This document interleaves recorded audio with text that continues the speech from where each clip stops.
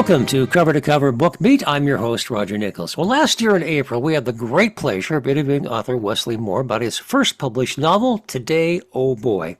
At that time, I suggested very gently that this was likely the first of a long string of well-received works, and we made him promise to return. And well, today, he fulfills both that prophecy and his promise. The publication of his newest work, long ago last summer, a memoir as Mosaic. We're very pleased to welcome back Wesley Moore. Thank you, Roger. It's great being here. I appreciate your having me. Thank you. Well, when we spoke last year, you said this new work would involve a number of elements, and boy, is that an apt description. In Long Ago Last Summer, the reader will find bits of fiction, poetry, real-life flashbacks, philosophy, what reads like an essay or two, and that's why the subtitle, Memoir as Mosaic. And as I was reading, I thought not only could you do it, which just makes a great analogy, but also you could be a kaleidoscope, because the meaning of some pieces realign as other pieces influence your perception. So, or as a point of light in a pointillist painting. So take your metaphor and run with it. Yeah, well, I've always been fascinated by the modernist, T.S. Eliot, Joyce, and when I was teaching school, I used to use this analogy that what World War I in physics did was shatter the stained glass window depicting Western civilization, and what these artists did was to pick up the shards and pieces and rearrange them and collage them into a different image. And so that's sort of what I was trying to do with this book. All right. One of your reviewers calls you, I like this, a child of the complicated South, which I think is both accurate and informative. And I want to start with something odd, because that's the way I work. We didn't mention the fact that you are Wesley Moore the third, but you didn't carry that on because your sons are Harrison and Ned. Has that influenced you at all, being the third? Well, not really. I went by Rusty as a child because I was redheaded, and I didn't become Wesley into college when the professor would call roll and call me Wesley. And actually, my son Ned is Wesley the fourth, and the only reason I did that was that my grandfather was dying when Judy was pregnant with him. I promised him I would name him Wesley the fourth. His middle name's Edward, so we called him Ned. There we go. I appreciate that. See, this is when we uncover the interesting facts here. By the way, the structure on this thing, you've got sections covering childhood, adolescence, college and grad school, young adulthood, and adulthood. There's also a prologue and a pair of interludes, which you place stories and poems. And I really like this. You note the year and location after each one that you, I assume, composed that. All the locations are Folly Beach, but the years range from 1983 to 2024. So I think that gives a context. I really appreciate that. Yeah, well, it helped me as well. In some of these early works, like that Nassau Street song I wrote when I was like 22 years old, and so the quality of the writing might hopefully be turned to later. And some of the short stories were published in the '80s, and I think I've matured as a writer since then. But if you're going to do a memoir, you have to cover everything, I think. You have to be honest with yourself. Absolutely. Of course, one of the things I do is I read, I take lots of notes, but I pick up themes, and I pick up multiple mentions, and all threaded all through this are Flannery O'Connor, David Lynch, Alfred Lord Tennyson, James Dickey, and James Joyce, which just makes a great starting basketball team. But other than that, a very good context for it. Yeah, well, in the prologue, one of the major themes is the Southern Gothic. And that would be Flannery O'Connor, and David Lynch is a surreal. He's not Southern, but he's Gothic in many of his things, and Joyce can be too. And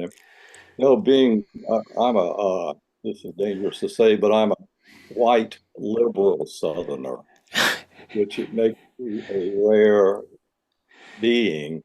And I think that the sin of slavery has really affected the South in horrible ways. And this is Faulkner's great theme that the Compton family, the rich aristocrats, lead terrible lives. The black people live rich, wretched lives, and the tiny little middle class, they're so full of hatred and race hatred that they really can't find joy. And Flannery O'Connor's a little bit different because she makes it funny. Like a good man's hard to find, the misfit Yeah. ends up killing an entire family, but just for chuckling at the end of it. So I don't want to give people the idea that the book is dark because I don't think it is. I think it's You know, funny, but yeah.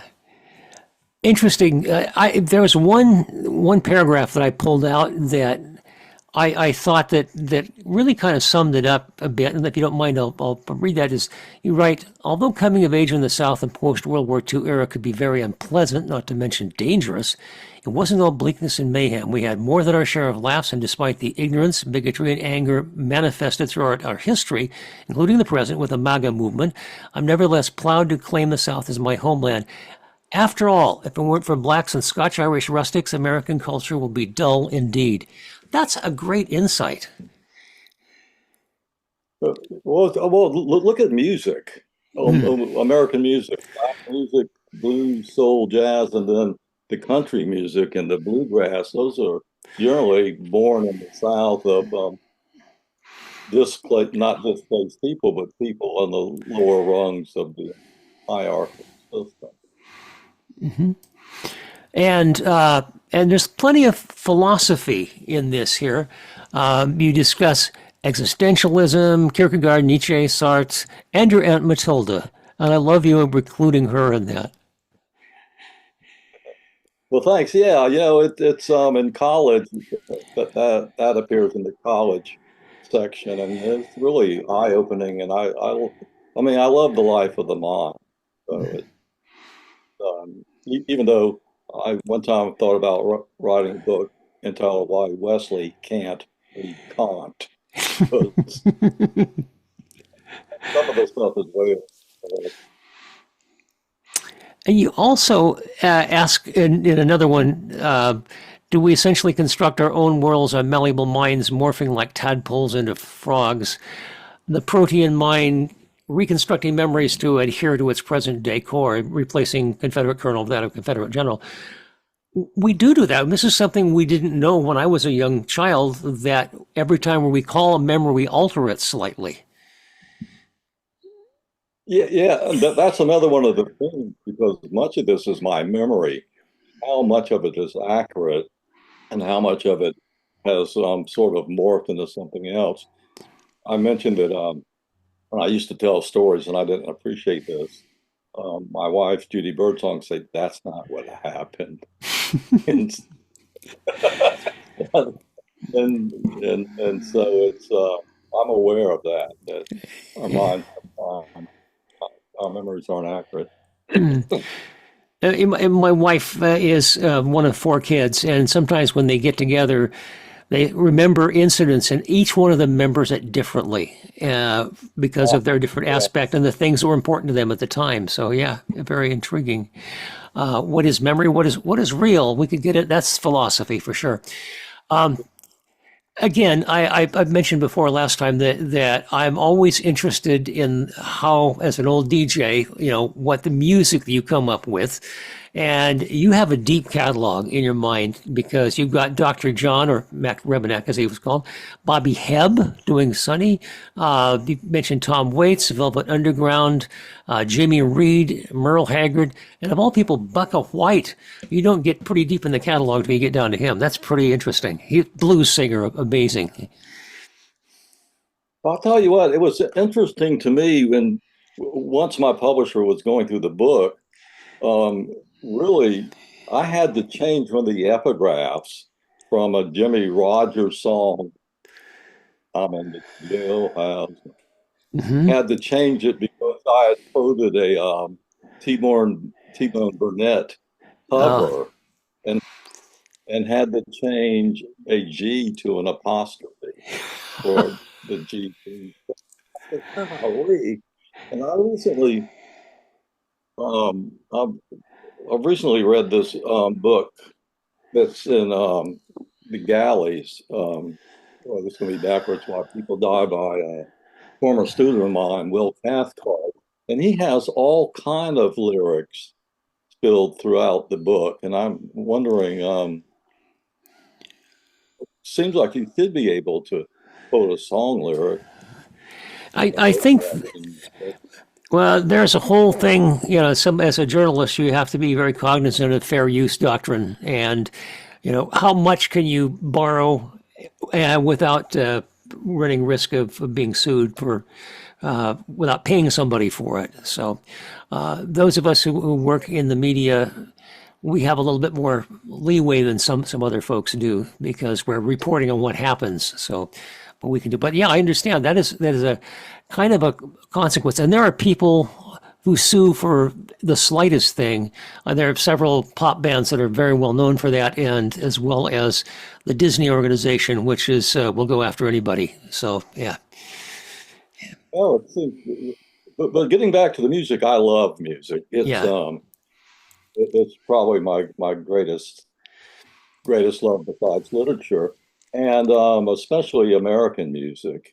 My current project is a sequel to The Day Boy, where Rusty, the protagonist, is coming back home after his freshman year of college, and all the characters reconvene, and Rusty's in the pool hall listening to the Human Beings cover of the Isley Brothers, Nobody But Me. Yeah. The Boogaloo Laka. Yeah. I just love that song. It's music just is, you have, if you're going to write a novel, but this is essentially historical fiction. It takes place in 1972. New book, you have to recreate the times, and music is one of the great ways of doing that. Even sometimes the mention of a song, as an old DJ, my 80,000 songs on my hard drive, the right one popped up will put me right immediately back. Time and place, smell, feel, anxiety that I felt at the time, whatever. Yeah. Yeah. Well, you'll do good. A 15-minute short film has been made from the pool room chapter of Today, Oh Boy, a low budget $85,000 14-minute film. And in the film, there's a jukebox. I have a neighbor named Tom who owns his own jukebox. He owns 1,045 records. Oh my! And jukebox, because the movie took place in 1970. He lent it to the filmmakers, and it's one of those ones where it picks up the record, and it really helped bring the time alive. Sweet. Where can one find this movie? It's going to be making like festival runs, and I don't know about the potential screening. I really had nothing to do with the movie. I have a small cameo role where I walk up to a bar and order a beer, something I'm good at. Well, you're channeling your, how many, 34 years as a teacher, or however many it was. Yeah. But but I don't know about the streaming aspects, but when I find out, I'll let you know. I'll send you an email. Oh, yeah, very, very much like to see that. Let's see the next category coming up next. I'd like, let's see, to look down to my cheat sheet. Oh, the fun stuff. I have so much fun when I see little bits of writing that just make me smile when I read them. For instance, I'm going to quote a few of them here for you. The fact that you titled Chapter 39 Dr. Seuss on the Juice is a lot of fun. And that her family had a considerable amount of new money. My family had a considerable amount of old debt.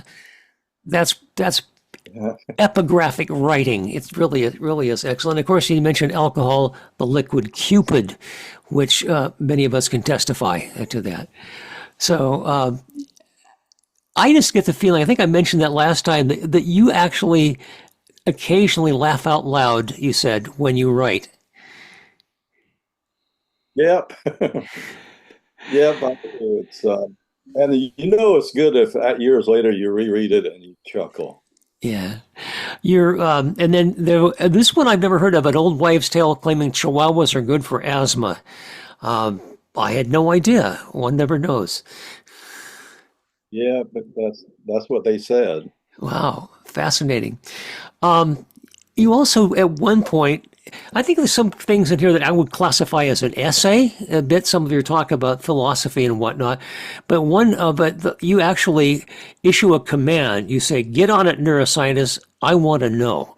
And that's,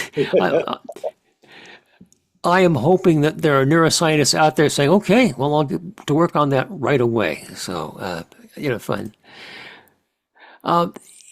This is so interesting to me because I also like, in fact, you send me to the dictionary for new words. And I'm probably going to mispronounce it, but phocomelic, a congenital disorder, malformations of arms and legs with flippers.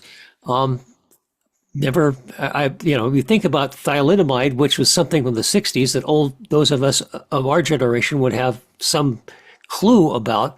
If I were to talk to my kids today or grandkids, they would have no idea what that was all about. Thank goodness. Yeah. But also, I want a villanelle, 19-line poetic form, 5 tercets followed by a quatrain. This is really deep into the poetry here. Can I get you to read your favorite poem from the book? Oh yeah. Let's see. Well, I threw that at what you do you out want of me the to do, blue. Doc? Yeah. Um, well, there's the Insomniac's Ball. Let's see, this book has a table of contents, which I could be using instead of flipping through. And that's fine. I'll edit Looking this for down too. So, yeah, let's see. Yes, wilderness doctors. Looking for Dr. Juice on the juice.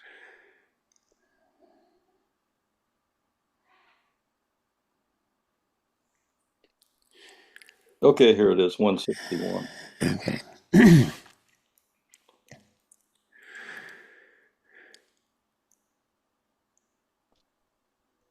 Okay, this is little poems called Dr. Seuss on the Juice, and I'm doing it as if I'm Dr. John. I'm doing it in Dr. John's voice.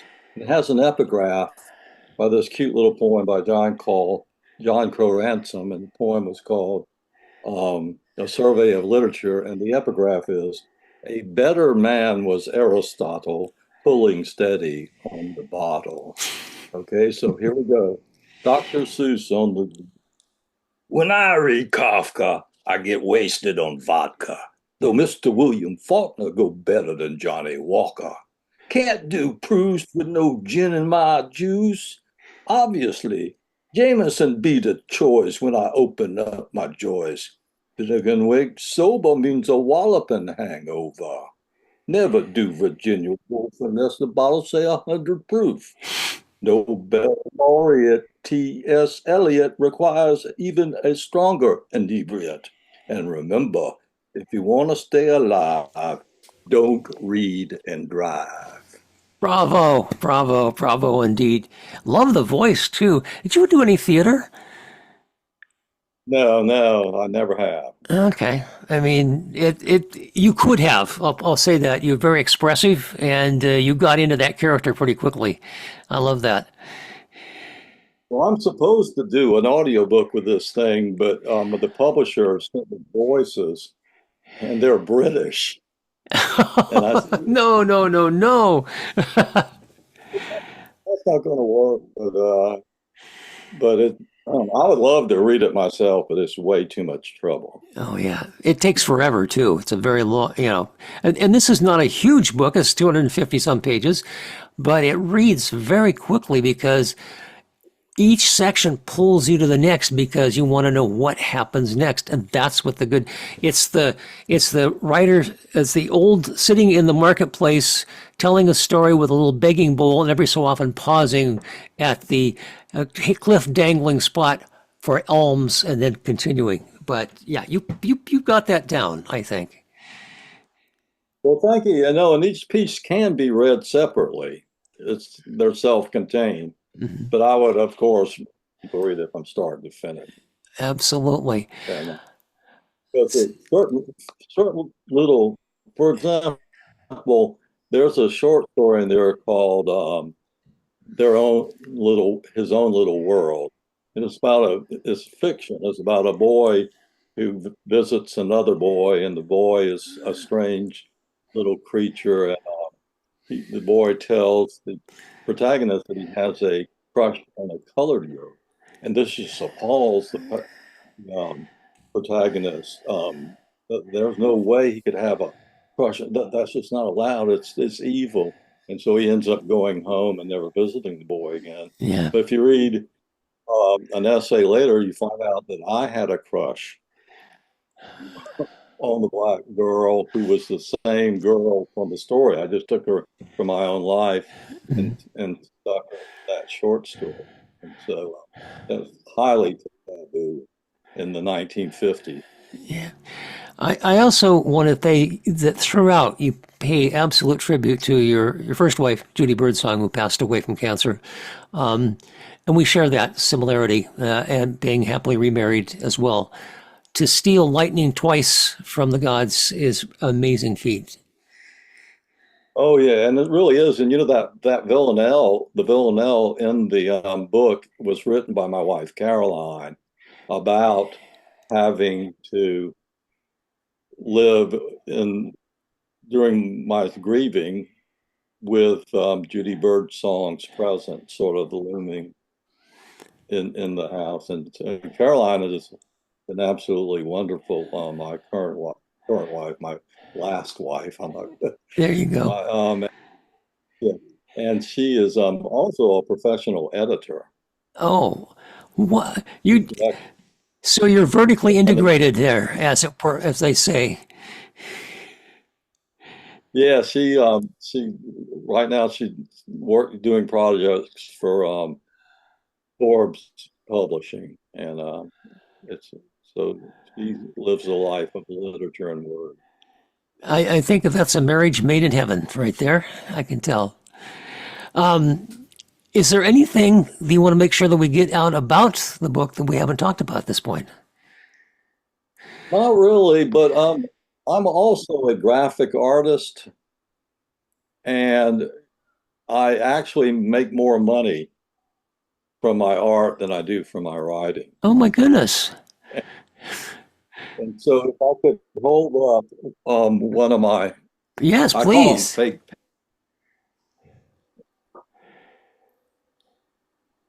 This is one of the great things about interviewing authors. You never know where it's going to go. Oh my. Okay, let's Yeah. get back here. Okay, this is in a bar in Folly Beach called Low Life, and I've taken Samuel Johnson, Jonathan Swift, Gainsborough Blues Boy, and David Lynch sitting over there in Dolly, and there's Gulliver down at the bottom. And I take a photograph in high res photograph, and then I cut out these figures from the internet and paste them into the painting and to this page, put a filter over it to make it look like a painting, and then have it printed on canvas. Do you do this in Photoshop? Yeah. Mm-hmm. Can you move a little bit to the? Okay, there we go. There we go. I just wanted to your right a little bit because we're cutting off. There we go. Because you can see it looks like Dali in the background there. Very nice. Yeah. This is a lot of fun. This is what do they call that? Not a pastiche. remix. You call it a remix of history. Yeah, All right. yeah, it's a lot easier than writing. It's certainly quicker. Having somebody who fools around with Photoshop, excuse me, when I worked in the newspaper business for many years, it's a lot of fun. You can't really trust anything you see in a photo anymore or video now that AI is in there doing that stuff. Yeah. Well, the AI can't. As someone said, AI is going to. AI is going to take over this. I said, AI has never listened to Tom Waits while smoking a reefer. Yeah, there you go. AI is not going to be able to do this. It's great for summarizing or to maybe do translation, etc. But it's not going to create the same way that people do, and I appreciate that. I do want to mention you also do a blog. We want to mention that as well.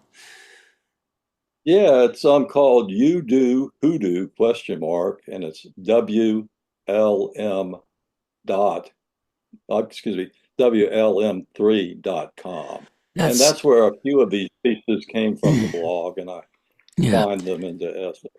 I should point out that 3 is a numerical 3, not spelled out. So it's, yeah. Right, I wrote number 3. Yeah. Okay. You've been wonderfully generous with your time today, and we really appreciate you coming back. I enjoyed so much talking with you the first time that I just had to have you back on. Well, I appreciate it, Roger. And like I told you before, I did a bunch of interviews for that first book, and you by far were the most perceptive, read it the most carefully, asked the best questions. So I consider it an honor to talk with you. Oh, thank you so much. Pardon me. Isn't that the way you choked me up here a little bit there? Our guest today is Wesley Moore III. The book is Long Ago Last Summer, Memoir as Mosaic. Excellent book, highly recommended. Thank you so much for being with us today.